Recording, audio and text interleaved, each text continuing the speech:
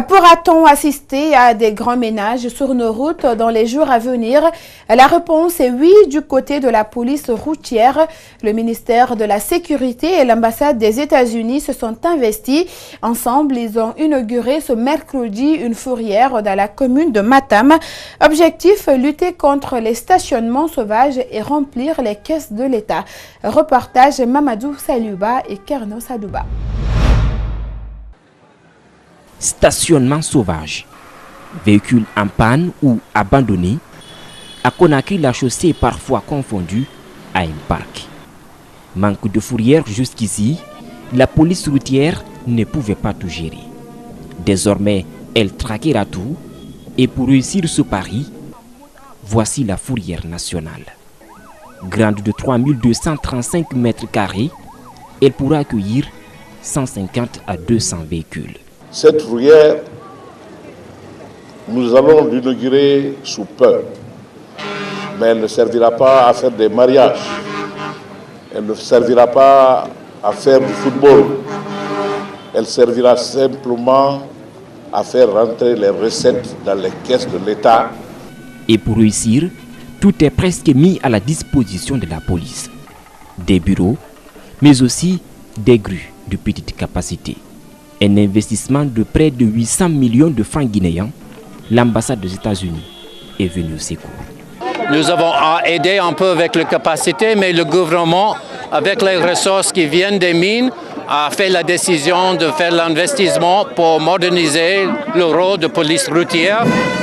La police est donc équipée. Le commissariat urbain de Bonfils, lui aussi, a été réhabilité. Le directeur national de la sécurité routière promet d'agir sans répit.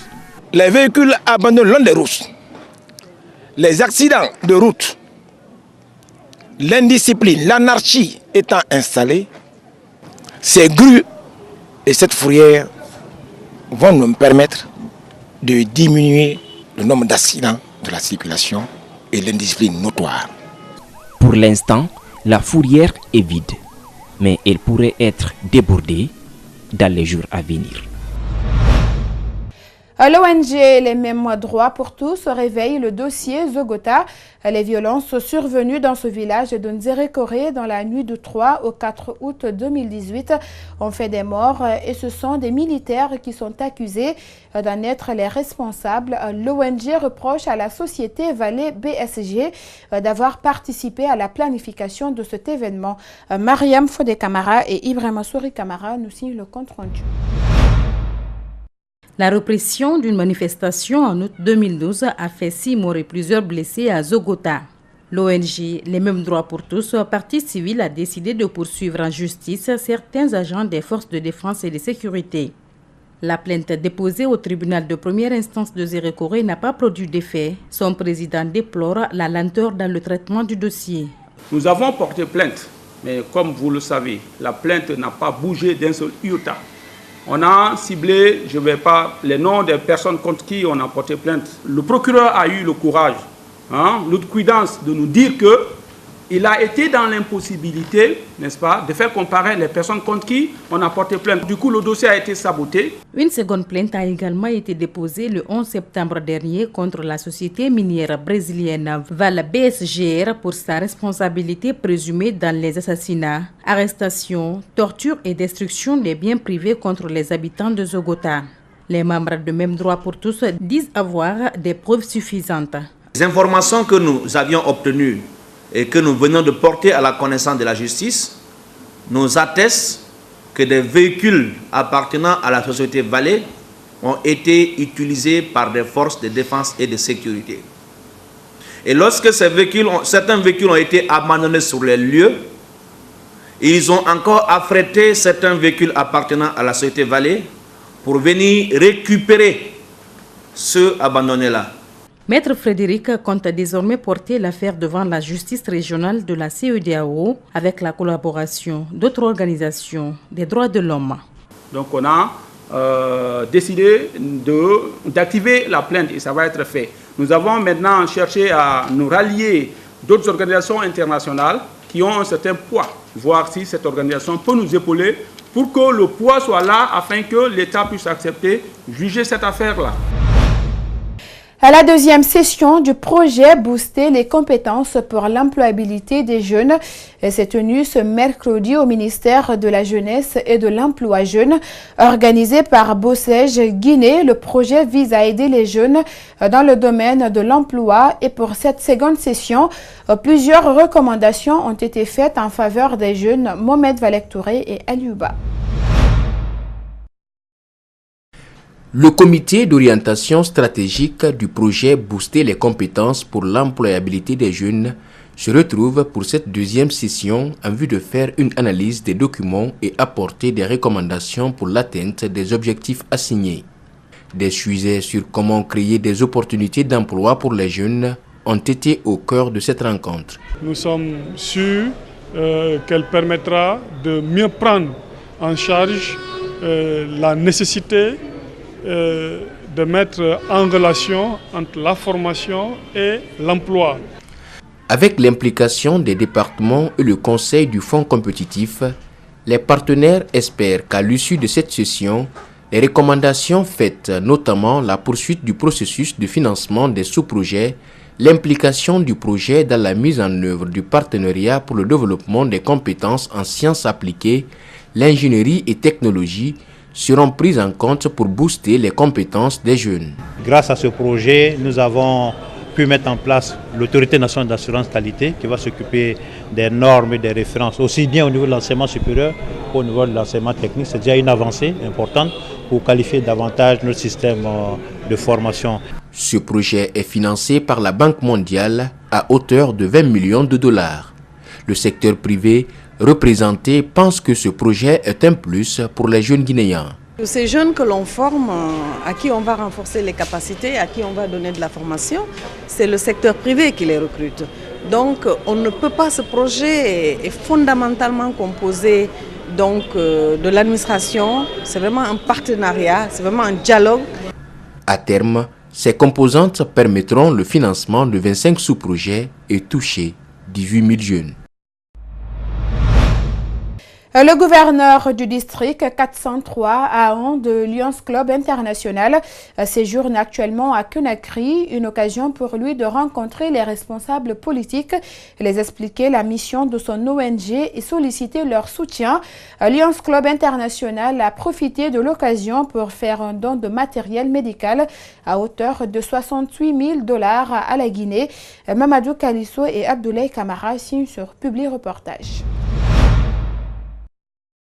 Ces dons est estimé à 68 000 $ américains selon les donateurs. À Ignace Dine, ils ont reçu un équipement d'échographie pour les maladies du cœur. À l'hôpital sino-guinéen, un matériel de kinésithérapie et ce n'est pas tout. Dans le cadre ophtalmologique, nous avons donné du matériel, des consommables et des matériels pour opérer les malades, enfin les guéris d'Ebola, disons. Parce qu'ils ne peuvent pas être opérés avec le même matériel que les personnes qui n'ont pas été touchées par le virus. Les bénéficiaires ont remercié les donateurs. Ils ont promis une gestion rationnelle et efficace du matériel. Je voudrais remercier les Lions Club pour ce don d'équipements et de matériel médical qui permettront, à n'en pas douter, d'améliorer la prise en charge des patients présentant des pathologies cardiovasculaires. Les maladies cardiovasculaires constituent en effet la première cause de mortalité dans le monde. Elles tuent plus que le sida, le paludisme et la tuberculose réunis. Dès sa descente d'avion, le gouverneur et ses membres ont entamé une visite de courtoisie au niveau de certains départements ministériels et des institutions républicaines. Partout, ils ont décliné leur mission et sollicité l'appui du gouvernement. À l'occasion de leur assemblée générale, le gouverneur est revenu sur les 5 causes mondiales du second centenaire de leur association. La lutte contre la dégradation de l'environnement, prendre en compte la jeunesse, il y a la lutte contre la mal-vue et le 5e domaine consiste à lutter contre la faim. Le district 403 A1 du Lions Club International compte 8 pays membres, dont la Guinée et la Mauritanie. L'année prochaine, c'est une Guinéenne qui dirigera les destinées de cette association. La Guinée n'est pas encore touchée par le terrorisme, mais cependant, il est nécessaire de prévenir ce phénomène qui devient de plus en plus fréquent dans la sous-région et en Afrique. C'est pourquoi le réseau Convergence des jeunes et leaders pour la paix et la démocratie a présenté ce mercredi à Conakry un projet de prévention de la radicalisation et l'extrême violence dans les zones à risque en Guinée. Malik Changana Kamara et Aboubakar Din Kamara signent le compte rendu. Le monde d'aujourd'hui reste confronté à un défi sécuritaire avec la montée en puissance du terrorisme ou de l'extrémisme. Des groupes djihadistes en Sardine, AQMI, Mouzaou, Boko Haram, tous de l'Afrique, tuent innocemment des personnes au nom de l'islam. Le Mali, le Burkina, la Côte d'Ivoire, le Nigeria, pour ne citer que ces pays africains, sont tous victimes de ce phénomène. La Guinée étant un pays à risque, le COJELPED souhaite informer et sensibiliser les populations sur les enjeux de la radicalisation et l'extrémisme violent. Une manière pour cette plateforme de la société civile de réduire le risque.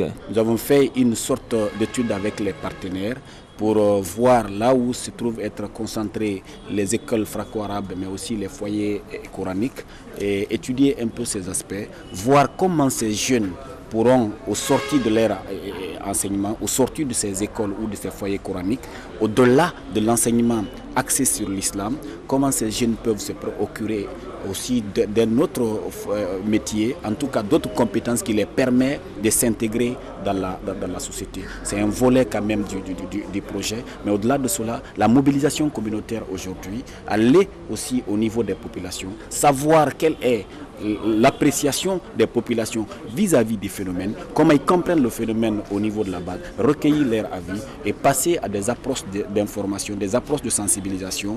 Ce projet a identifié 13 préfectures considérées jaunes à risque dans le pays. L'Afrique ne semble pas être prête sur le plan technologique à lutter. La solution africaine, la réponse africaine dans la lutte contre le terrorisme, contre l'extrémisme, c'est justement l'éducation traditionnelle, c'est l'éducation citoyenne, c'est la sensibilisation entre les villages, entre les villes, entre les religions et entre les communautés. L'attente de ce projet est d'impliquer les communautés, élèves et encadreurs des écoles arabes et foyers coraniques dans la promotion de la paix.